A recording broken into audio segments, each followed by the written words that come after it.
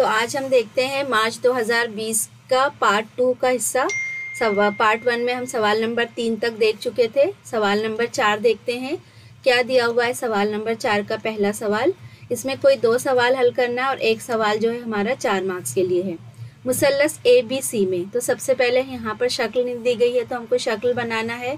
तो हमने यहाँ पर बना लिया मुसल्लस ABC में ख़त PQ ज़िला AB को नुक्ता P पर कता करता है और ज़िला AC को नुक्ता Q पर इस तरह करता है कि PQ जो है वो मुतवाज़ी है BC के। तो सबसे पहले इसका नाम हम लिख लेते हैं ABC। अब यहाँ दिया हुआ है कि PQ के मुतवाज़ी है ख़त BC, कता BC।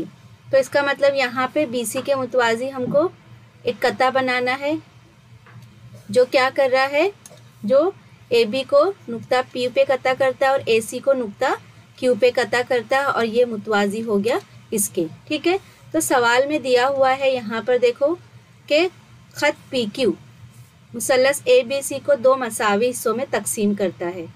अगर करता हो तो साबित कीजिए कि BP और AB मालूम कीजिए। तो सबसे पहले हम हल में जो दिया हुआ है वो लिख लेंगे कि ख़त PQ मुसल्लस ABC को 2 मसावी हिस्सों में तकसीम करता है। सवाल में ये दिया हुआ है इसलिए ब्रैकेट में लिख लेते हैं कि दिया हुआ है। ठीक है, अब देखो अगर हम देखें APQ वो बराबर होगा आधे ABC के। ठीक है, और यहाँ पे एक इसको जब 2 हिस्सों में बांट रहा है तो एक तो मुसल्लस बन गया, एक जो है वो 4 ज़िलाई शक्ल बन रहा है। तो ये 4 ज़िलाई शक्ल भी जो है वो बराबर होगी हाफ ऑफ ABC के। तो हम यहाँ पर लिख सकते हैं कि एरिया ऑफ मुसल्लस APQ बराबर एरिया ऑफ ज़ोरबतुल अज़ला यानी कि 4 ज़िलाई शक्ल PQBC बराबर हाफ ऑफ एरिया ऑफ मुसल्लस ABC के। क्यों ऐसा लिखा गया है? क्योंकि क्या कहा गया है कि PQ जो है वो मुसल्लस ABC को 2 मसावी हिस्सों में बांट रहा है। 2 मसावी हिस्सों में बांट रहा है, इसका मतलब क्या हो गया कि ये छोटा हिस्सा बराबर है बड़े ये आधा है बड़े मुसल्लस का। बड़ा मुसल्लस क्या है? ABC है। और ये जो छोटा हिस्सा, चूंकि ये मुसल्लस नहीं है 4 ज़िले शक्ल बन रही है PQBC, तो ये भी बराबर है आधा हाफ ऑफ ABC यानी बड़े मुसल्लस का आधा हिस्सा है। तो इसलिए हम इसको इस तरीके से लिख सकते हैं। ठीक है, लेकिन हम यहाँ पर क्या करेंगे, सिर्फ हम मुसल्लस ले लेंगे। अब यहाँ पे हम लिखेंगे इसलिए एरिया ऑफ मुसल्लस APQ। अब यहाँ पर एरिया ऑफ मुसल्लस यहाँ पर ज़र्ब में है, बराबर की तरफ आके क्या बन गया हमारा तकसीम में बदल गया बटे ABC बराबर 1/2। अब इसकी हमको ज़रूरत नहीं है तो हम नहीं लेंगे, लेकिन हम लिखेंगे ज़रूर। ठीक है, तो ये हो गया हमारा मसावात नंबर 1। अब हम क्या करेंगे, हम ये 2 हमारे पास 2 मुसल्लस बन रहे हैं, एक तो APQ और बड़ा मुसल्लस ABC। इसको हम क्या करेंगे, मुतशाबा साबित करेंगे। ठीक है, तो सबसे पहले हम यहाँ पर लिख लेते हैं मुसल्लस APQ और मुसल्लस ABC में। ठीक है, अब यहाँ पे देखो ज़ाविया P मुतमासिल है ज़ाविया B के, यानी APQ मुतमासिल है ज़ाविया ABC के नज़ीरी ज़ाविये। इसके बाद दोनों में जो है वो ज़ाविया A मुश्तरिक है, एक है PAQ और दूसरा है BAC यानी मुश्तरिक ज़ाविया। तो जब हमको 2 ज़ाविये मुतमासिल मिल गए, इसका मतलब ये है कि PQ और ABC मुतशाबा है किस बिना पर, ज़ा यानी कि 2 ज़ावियों की बिना पर ये क्या हो गए, मुतशाबा हो गए। तो हम ये लिख लेते हैं इसको, ज़ाविया APQ मुतमासिल है ज़ाविया ABC के, यहाँ पे लिखेंगे नज़ीरी ज़ाविये। ठीक है, इसके बाद ज़ाविया PAQ मुतमासिल है ज़ाविया, यहाँ पे देखो दोनों में ये मुश्तरिक है BAC के, यहाँ पर लिखेंगे हम मुश्तरिक ज़ाविया। इसलिए ये दोनों मुसल्लस क्या होंगे, मुतशाबा होंगे। इसलिए मुसल्लस APQ मुतशाबा है मुसल्लस ए बी सी के। यहाँ पर लिखेंगे कि जा आजमाइश की बिना पर। ठीक है। अब अगर ये मुतशाबा है तो मुतशाबा मुसल्लसों के जो रकबों का मसला है वो क्या है? मुतशाबा मुसल्लसों के रकबे जो है वो उनके मुतमासिल नज़ीरी अज़ला के मुरब्बों के बराबर होते हैं। ठीक है। तो इसका मतलब ये हुआ कि हम यहाँ पर लिखेंगे, इसलिए एरिया ऑफ मुसल्लस ए पी क्यू बटे एरिया ऑफ मुसल्लस ए बी सी बराबर होगा ए पी स्क्वायर बटे ए बी स्क्वायर के। ठीक है। अब यहाँ लिखेंगे मुतशाबा मुसल्लसों के रकबों का मसला। ये हम सबक नंबर 1 में पढ़ चुके हैं। ठीक है। अब यहाँ पे देखो इसकी कीमत क्या दी गई है? 1/2 दी गई है। तो हमको क्या करना है? यहाँ पर इसकी कीमत रख देना है। तो इसलिए एरिया ऑफ मुसल्लस, सॉरी, यहाँ पे हम इसकी कीमत रख देंगे। इसकी कीमत है 1/2 बराबर ए पी स्क्वायर बटे ए बी स्क्वायर। यहाँ पर लिखेंगे 1 की बिना पर।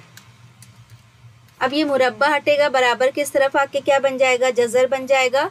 तो इसलिए ए पी बटे ए बी बराबर होगा 1/2।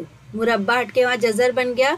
अब इसलिए ए पी बटे ए बी बराबर क्या होगा? एक किसका जज़र मुरब्बा? एक ही होगा। जज़र 2 किसी का जज़र मुरब्बा नहीं है, तो हम जज़र 2 ही रखेंगे इसको।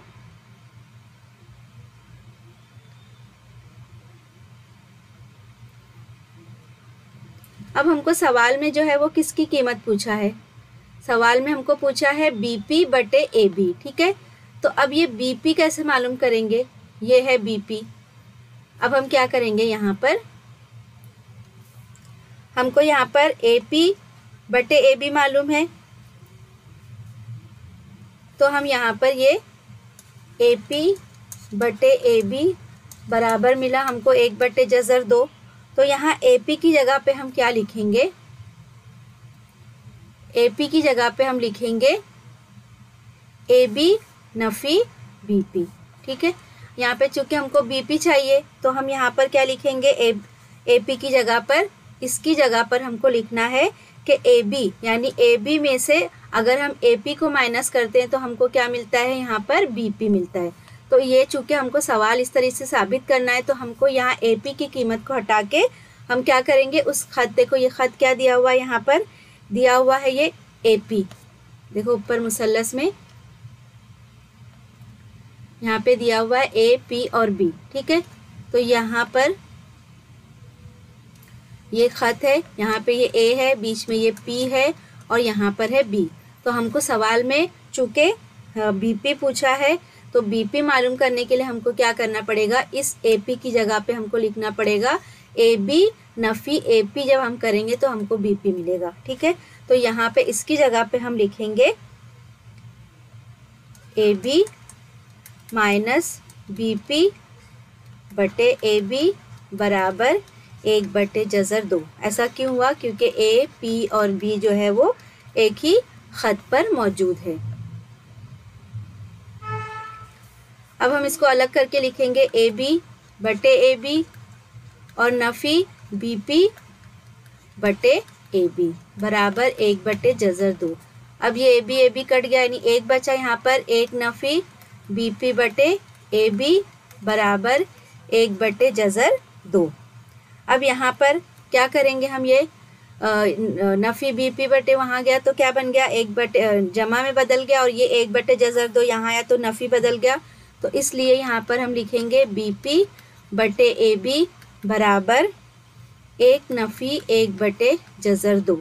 अब देखो यहाँ नसब नुमा मसावी नहीं है, तिरछी ज़र्ब करेंगे तो इसलिए बी पी बटे ए बी बराबर जज़र 2 एकम जज़र 2 नफ़ी 1 एकम 1 बटे जज़र 2 एकम जज़र 2। तो इसको मज़ीद हम हल नहीं कर सकते, तो ये हमारा जो है वो इसकी कीमत होगी। ठीक है, तो बहुत ही आसान सवाल है।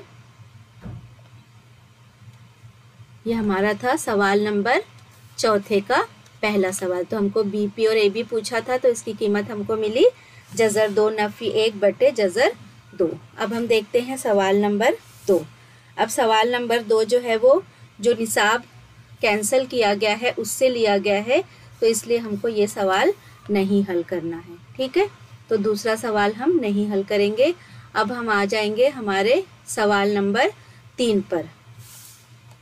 तो सवाल नंबर 3 भी जो है हमारा ये भी रिड्यूस पोर्शन से ही लिया गया है, तो इसलिए सवाल नंबर 3 भी हमको नहीं करना है। ठीक है, अब हम देखते हैं हमारा सवाल नंबर 5। सवाल नंबर 5 में हमको क्या दिया हुआ है।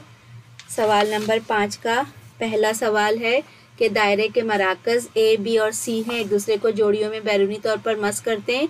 फ़र्ज़ कीजिए ए बी 3 बी सी 3 सी ए 4 हो तो इन दायरों के निस्पुत्र मालूम कीजिए। ठीक है, तो हम देखते हैं, पहले हम इसकी शक्ल बना लेंगे। क्या दिया हुआ है कि 3 दायरे हैं, इनके मराकिज़ ए बी सी है, यानी हमको 3 दायरा बनाना है, एक दूसरे को जोड़ियों में बैरूनी तौर पर मस करते हैं, यानी कि ये एक दूसरे को तीनों दायरे जो है वो मस करते हैं, और यहाँ पर इनके कीमतें दी गई है।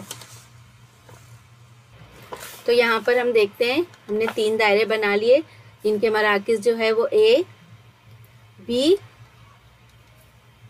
और सी है। ठीक है, ये एक दूसरे को यहाँ पर देखो तीनों एक दूसरे को जोड़ियों में मस कर रहे हैं।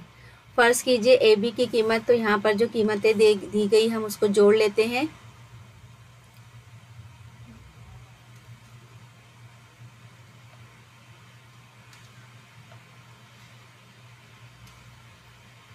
तो यहाँ पर ये हमारा मुसल्लस बन गया। ठीक है, तो इस तरीके से ए बी की कीमत है 3, बी सी की कीमत है 3 सम और सी ए की कीमत है 4 सम।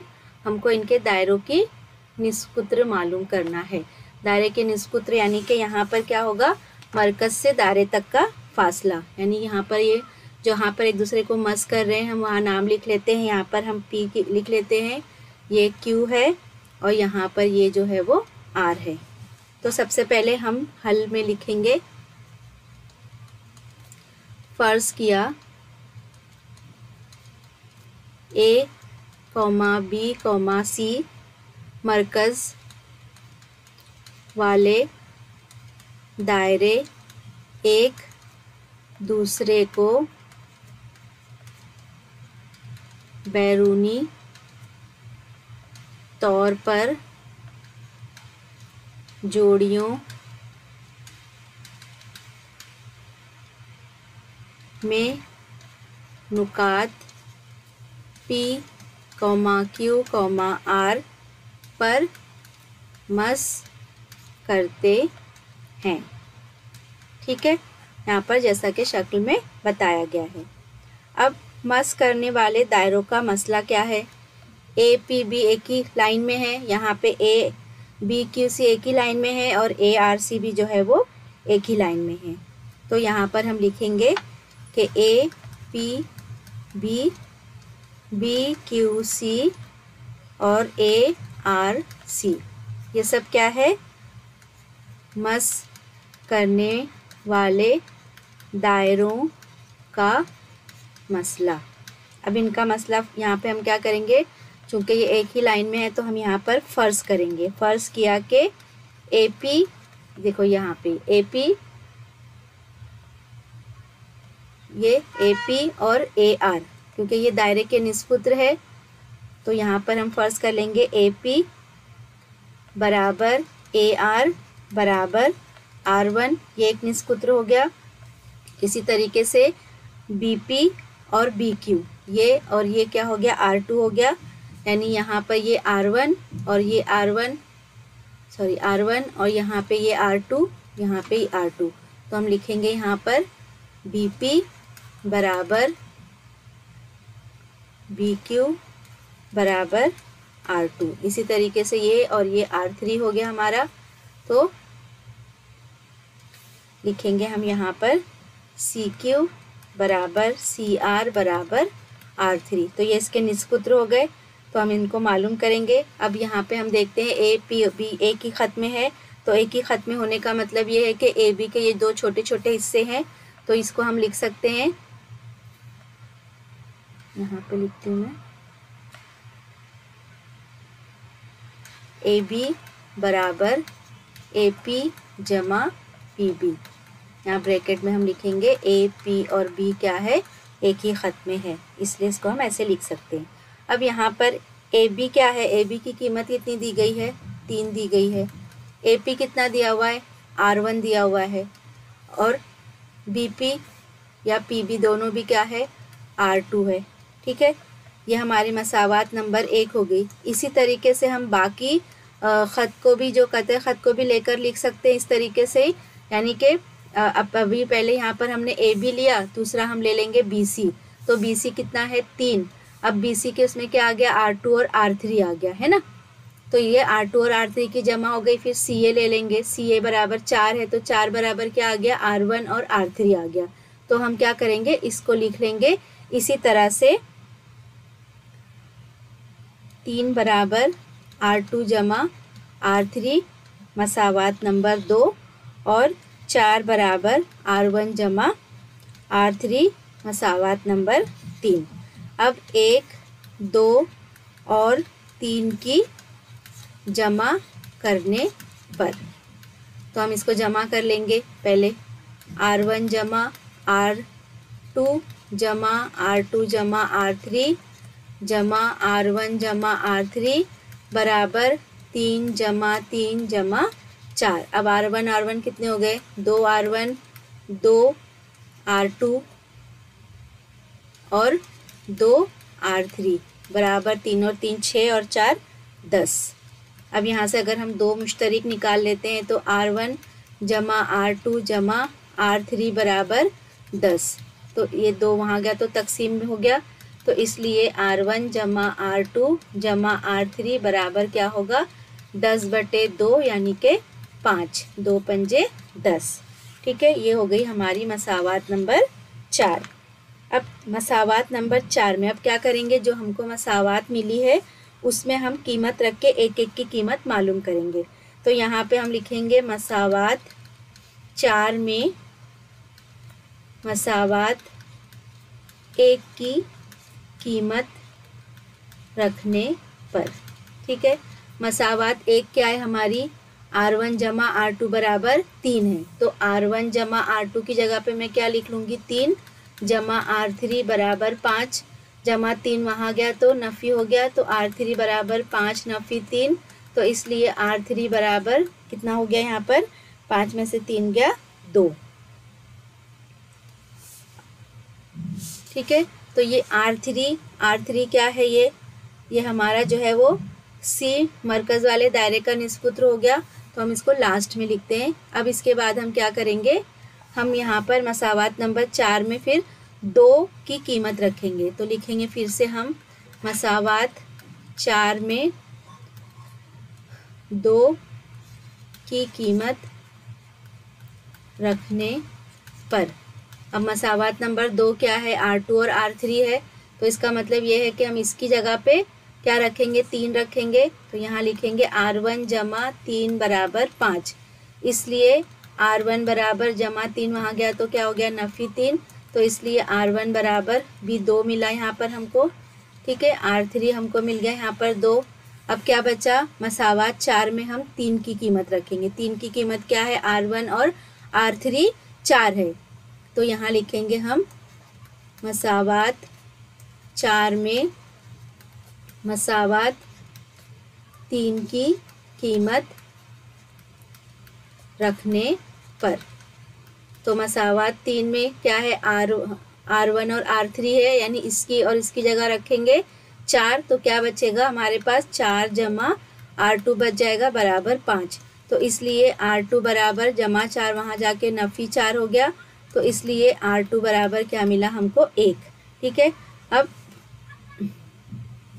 जो हमको यहाँ पर 2 मिला, ये क्या है, C मरकज़ वाले दायरे का निष्पुत्र है। देखते हैं यहाँ पर हम शक्ल में, तो एक R3 जो हमको मिला वो C मरकज़ वाला है, R2 मिला वो B मरकज़ वाला है, और R1 जो मिला वो A मरकज़ वाले दायरे का निस्पुत्र है। तो यहाँ पर हम लास्ट में क्या लिखेंगे कि A, B और C मरकज़ वाले दायरों का निस्पुत्र बिलतरतीब दो सम, एक सम और दो सम हैं, R1, R2 और ये R3। ठीक है, तो यही हमको इसको हल करना था। अब हमारा देखते हैं सवाल नंबर 5 का दूसरा सवाल। यहाँ पे ये सवाल जो है वो कितने मार्क्स के लिए है हमारे पास? 3 मार्क्स के लिए हमको कोई एक हल करना है। तो हम इसका सवाल नंबर 5 का 2 हल कर लेते हैं।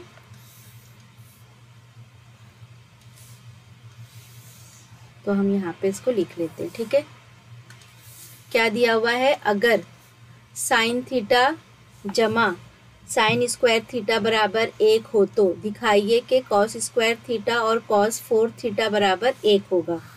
तो यहाँ पे सबसे पहले हम क्या करेंगे, लिखेंगे सबूत बराबर क्या दिया हुआ है? साइन थीटा जमा साइन स्क्वायर थीटा बराबर 1। ये क्या है? दिया हुआ है। अब हम इसको इसी से हल करेंगे, इसलिए साइन थीटा बराबर साइन स्क्वायर थीटा वहाँ जाएगा तो नफ़ी में बदल जाएगा, तो एक पहले से, एक नफ़ी साइन स्क्वायर थीटा। अब देखो साइन स्क्वायर, एक नफ़ी साइन स्क्वायर थीटा की कीमत क्या है? फॉर्मूला हमको याद होना चाहिए। तो एक नफ़ी साइन स्क्वायर थीटा की कीमत है कॉस स्क्वायर थीटा।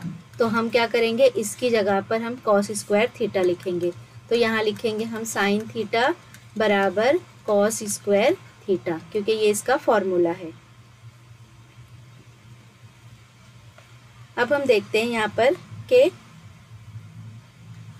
चूँकि साइन स्क्वायर थीटा जमा कॉस स्क्वायर थीटा बराबर 1 है, तो अगर हमको कॉस स्क्वायर थीटा की कीमत मालूम करना है तो हम क्या करेंगे, इसलिए कॉस स्क्वायर थीटा बराबर क्या होगा? साइन स्क्वायर थीटा क्या वहाँ चला जाएगा, तो एक नफ़ी साइन स्क्वायर थीटा बन जाएगा ये। ठीक है, जो यहाँ पर फॉर्मूला हमने लिखे वही चीज़ जो है वो यहाँ पर समझाई गई। लेकिन आप इसको इस तरीके से डायरेक्ट भी लिख सकते हैं, या तो आप इसमें ये स्टेप भी डाल सकते हैं। तो अब हमको यहाँ पर साबित क्या करना है कि ये कॉस स्क्वायर थीटा और कॉस 4 थीटा जो है बराबर है 1 के। तो हम यहाँ पे अब लिखेंगे, अब कॉस स्क्वायर थीटा जमा कॉस 4 थीटा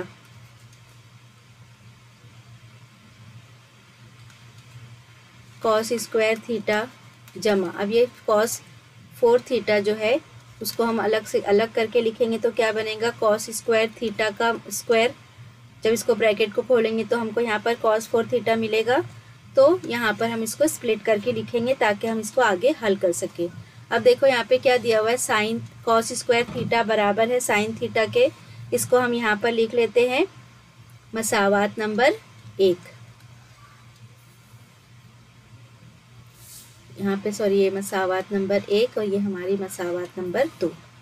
तो यहाँ पे हम क्या करेंगे, कॉस स्क्वायर थीटा की जगह पे लिखेंगे साइन थीटा जमा, अब यहाँ पर भी कॉस स्क्वायर थीटा की जगह पे हम लिखेंगे साइन थीटा और इसका स्क्वायर यहाँ पे लिखेंगे 2 की बिना पर। अब यहाँ देखो सवाल में साइन थीटा जमा साइन स्क्वायर थीटा बराबर क्या है? 1 है।